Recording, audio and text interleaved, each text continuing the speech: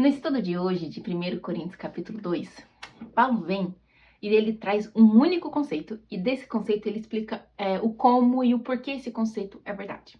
Então, presta atenção, porque esse conceito me fez lembrar de quem eu realmente sou, e eu gostaria que ele lembrasse você, quem você realmente é.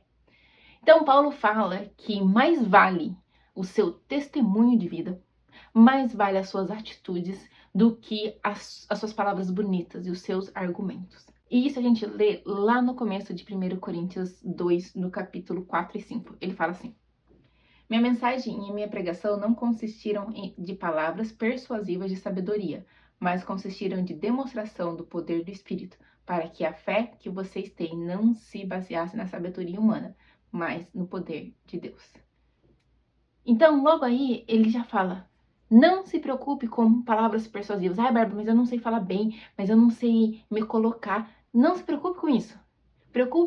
Se preocupe em colocar em prática aquilo então que você está aprendendo. Então, você aprende sobre a palavra de Deus, você coloca em prática e a sua vida, então, se torna um testemunho. E por que, então, que o testemunho fala mais alto do que palavras? E é aí que o meu coração se alegrou e se lembrou de quem eu realmente sou. E quando eu me lembrei, eu fiquei muito feliz, eu fiquei muito encorajada com isso.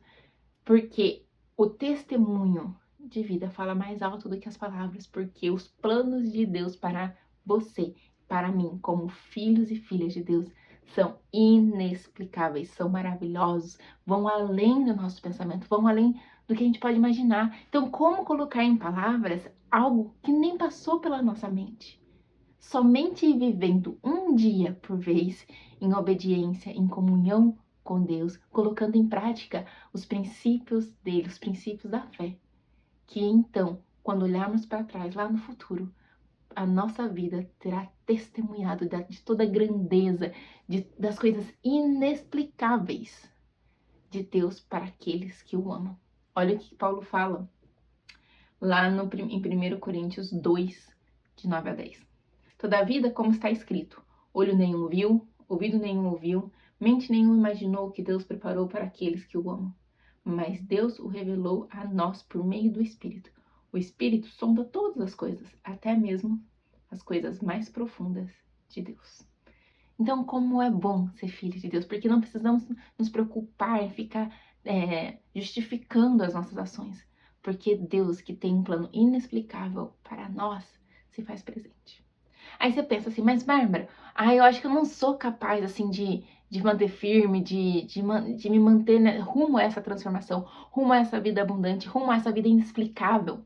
Mas olha o que Paulo continua falando dentro deste capítulo, lá em 1 Coríntios 2,12. Nós, porém, não recebemos o Espírito do mundo, mas o Espírito pertencente de Deus, para que entendamos as coisas que Deus nos tem dado gratuitamente. Então, você não precisa se preocupar em ser capaz de ser essa testemunha, de ser capaz de responder à altura, porque você já é capaz, o Espírito Santo que habita em você já te capacitou.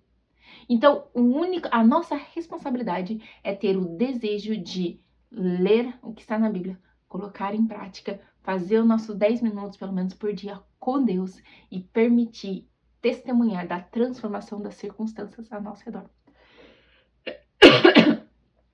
Só aqui eu acho lindo, eu falo, nossa, como Deus é bom. Mas Paulo termina esse capítulo de uma maneira muito preciosa.